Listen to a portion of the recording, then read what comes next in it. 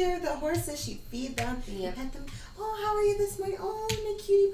And when she'd go over to her child, she would just ignore the child. And so the mom was kind of like, how come you can connect with the horses, but you can't connect with your own child? So they had to give her up for adoption because, well, the mother wasn't going to take care of her. Yeah, I mean, like, I've said many times in my life, I personally want to adopt. I don't want to push anything out my body. Mm-hmm. No, thank you. But I also, we do live in a crazy, messed up world, and there's so many kids in the world that don't have homes. So if I'm gonna raise a child, might as well be one that already exists. Yeah. That already doesn't have a family that loves it. Mm-hmm. Like, I will love you, child. Mm-hmm. But I think, oh God, and it's gone. It went. Every time I try, it was gonna be so profound too. Oh yes, I was about to get woke. And it's gone. Yep. Well, you think about it, but Yeah. what you said about love just being hormones, I kind of disagree with that because, like, there's just so many different types of love Mhm. that I feel like it's not just the hormones. It's like it depends on everybody's personality traits as Yeah. well, and it just depends on so many more things. Well, it's not like it's just hormones. Like, that's a very simplistic way to look at it. But every emotion we feel is just chemical reactions in our brain. Oh yeah. And I think, like, there are some things where I totally believe in past lives.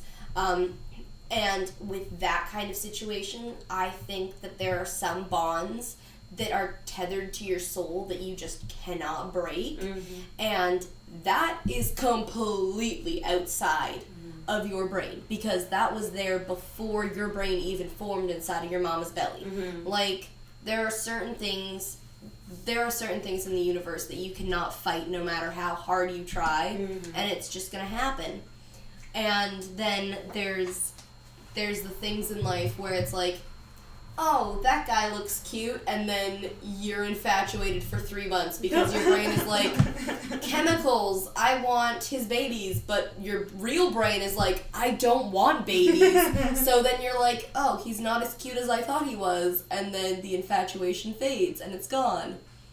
I don't even want to talk about crushes because me and crushes, that's just a whole nother thing. Oh, jeez Louise. Like, I was talking about this with Carmen, which is funny, the first day we met and we're talking about this stuff. But, like, we were talking about how weird I am when it comes to romance and stuff like that. Like, I'm a romanticist for sure. I've realized that now. I like to plan events. And I like to give people gifts and stuff like that, and hugs and stuff. But I don't know how to do that when it comes to guys. Yeah. Because all my past relationships, not like dating, but just like all my past relationships and friendships with guys in the past just were not the greatest. They were very abusive in ways, and just kind of just not good. And so, like, and I've kind of gotten out of that slightly, like a little bit, but 1 step forward, 2 steps back. there you go. I'm trying, but to just not associate a new guy in my life with every other guy that was in my past life that did me wrong. Like, because that's just not fair. It's difficult, though, when almost every guy in your life has been a not so great guy, that you're not going to really have an open mind towards guys. You're going to be like, no, you're just like him, and you are just a horrible person. You're just hiding it right now. Like, you're just playing games with my mind. Yeah. And so I really do know that I do have daddy issues. I know that for sure, right? So, like, that's why I like older men, because I have daddy issues. I've accepted that. I don't have issues with that at all. I'm like, I know I like you because I have daddy issues. I just need someone to hold me and tell me that you are beautiful. That's it. Yeah. Oh. God. Okay, I totally know what you mean about, like, the having abusive men in your life in the past and it affecting how you react to men in your life now, because holy heck, I basically was doing nothing for like 4 or 5 months because my Gigi passed away, and then I was like, I just don't care about anything. And I was like low-key looking for a job, like sending resumes out once in a while. But when I did finally start working again, it was so weird to be around boys. Like, half of our staff is men. And the only people in my life that I associate with on a regular basis are women. Yep. And all of, like, there are boys in my life. Obviously, I know boys. Yeah. But they're either all dirtbags or they're related to me and live with me. So it's like, you're not even a boy. You're just a family. Yeah, that doesn't count. Yeah. So it was really interesting to jump into that atmosphere and, like, notice that I do have a couple, like, I do have some, like, I want to say judgments almost against certain people where I am very quick to judge when it comes to certain things, and I tend to try and avoid men in general. But I've realized that I really need to start working on that, and, like, obviously I treat all of our customers the same because you kind of have to. And you get to the point where, like, you're working in retail and you're just such a robot that it's like, it doesn't even matter if you're a boy or a girl because you are just a paycheck. Just get out. But with having men that you work with, it's like, it's really eye-opening in a way to be like, whoa. Especially because, like, the only men in my life right now are coworkers at Staples. Like, that's about it. And the guys there are really nice. So it's kind of nice to be around nice guys for once. Right?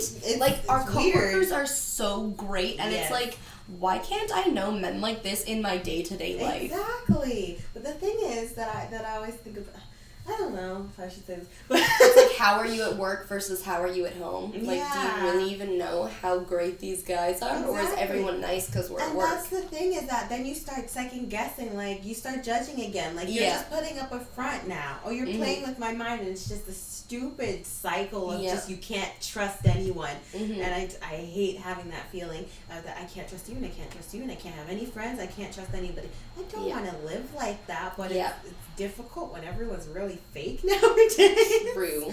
It's so hard to find real people. Yeah. It's just sad. It's really freaking sad to me. But anywho, like, that's why sometimes I feel like I wish I was born in the 1800s without the slavery. Okay, I have said that so many times in my life, and I've, like, my brother has always made the point when I'm like, I wish I was born in the 1800s. My brother's like, but you mean without sexism, right? And I'm like, no, I don't even care. Like, just throw me to some random farmhouse family. I'll get married off at a young age and pop out a bunch of babies. That's fine. Because my issue with having biological children is literally that our world is overpopulated. Oh, yes. So if I was born in the 1800s, it'd be like, whatever. Pop. It's not a problem, yes. Babies are crack, though. Like, newborn babies, they smell so good. Oh, my God. And it's literally... Your brain is like, yes, you want this, but it's like, it's only a figment of your imagination. They don't actually smell good. It's a trick. It's a trap. I've never smelled a newborn, so I don't even know what they smell like. I have a nephew on the way, so you will smell a baby. Okay, I will smell him. I will smell him all the way. Everyone needs to smell the babies. I don't know, for me, going back into the 1800s, it's just the culture. Besides the sexism and the racism and all that, just take all of that out. And it was all good. Like, I was so obsessed with the 1800s. Me too. and like the sending of the letters and courting each other. Nobody courts each other now except for like the Duggars on 19 Kids and Counting. Like they all court each other. And my mom's like, she watches the show all the time. She's like, you need to find a man like that don't want to be like it. Basically, we'd have to get married now and have kids now. Yeah. And hell no, I do not want that. I want to get married when I'm in my 40s. I want to just make sure I have my career down set. I finished all my goals, accomplished all my goals, and like I'm good to go. Yeah. Okay, now I'll marry you.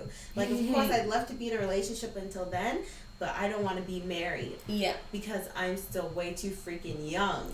And I don't want to be thinking about babies at 19. That's ridiculous. But whatever, to each their own.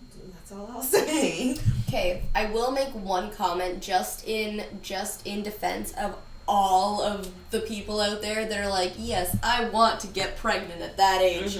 When I was 15, I was literally convinced that I would have my first biological child by age 21. Like, that was my plan. That was my life plan. Me too. And it was like, yes, I want babies. That is my only plan. I don't care about anything else, career, whatever. It could be anything. All I want is babies. That's it. But now it's like, oh, babies are so much work. Yeah. You can't even put them down. They just cry. I think I'm realizing now that we, as kids, always fantasize about like love and all those types of things. And being a grown-up. Oh yeah, because we have too much time on our hands. And now that we're a little older and we're having to do with more responsibility like work and paying bills and such, we don't really have time to fantasize about let me have a baby at age 21. We're like, age 21, honey, I still have lots of bills to pay till then. Like, I don't have time to be taking care of a baby and trying to find a babysitter so I could go hang out with my friends. Like, 21, no. Too young. But when we were younger, we thought, no, like, when we're 17, we're already so old. Like, I'm already an adult. Like, of course I'm going to have a baby at 21. Like, I've already lived life by 21. And then when you're 21, you haven't even lived jack yet. Yep. It's like, I haven't even traveled the entire island.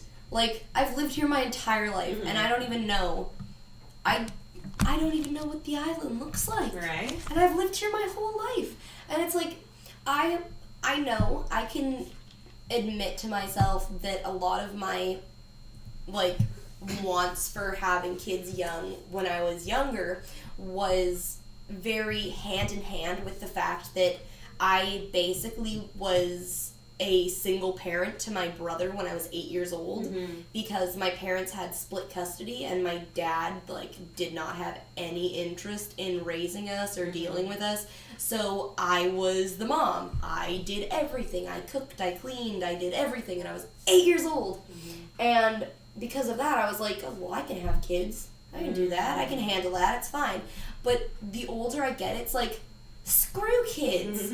I want to have fun. Yeah. I want to do my stuff. I want to live my life so that when I do have kids, I can say, like, these are the experiences that I have lived, and this is the wisdom that I can pass down to you, and let's go live some more crazy adventures together, because I also, I want to be able to have enough money to not be stagnant with my children, and if I had kids at 21, it would just sit down, set your life up, and never move anywhere. Like, we wouldn't even have money to travel anywhere ever. Like, I need to get, at this point, plan is, get a good job so that I can get all of the pets I want, and then maybe I'll have kids. And then I can travel with my kids. Yeah. And how many that's years it. later? Yeah, it's like, how old will I be? 60? I don't know. That's why people usually retire and then go on so many vacations when they're 60. Yep. They have to wait all that damn time. Yep. Oh, I don't want to do that. I know I completely come to grips or whatever, or understand that I want just it. I just want it. My gosh, I just want it to be me and my husband. Yeah. I don't even care if it sounds selfish. I just that sounds don't so want perfect, kids. though. Exactly. Like, you and the person you love every day until you die. That is perfection. Like, literally the only thing that is better than that is grandchildren. Not kids. Not kids. Skip it. Grandchildren. And you know what? If you want, you can be grandma to my kids. And then we'll just screw with all of the generations and be like, oh, well, you're adopted anyway, so she's my adopted mom. But Mom, she's only 6 months older than you. I don't care, Jimmy. I don't care. She's your grandmother. Oh my gosh. I don't know. I used to be obsessed with the idea of having kids. Like, I want 3 kids. I have all their names and everything. The first one's going to be Peyton. The second one's going to be Damien. And the third one's going to be Summer. Like, I had all of them. And I have their middle names and the last names. Like, do I already know who I'm going to marry, for heaven's sakes? Like, what do you mean? And it's just, oh That's amazing. Oh, it was ridiculous. I have so many names. Right? Okay, so when I was 15... back in the good old fantasy days where all you do is fantasize about all the children you're going to have because your life is boring. Yep. I had decided that I didn't want 2 kids. I didn't want 3 kids. I wanted 5. 5. 5 kids.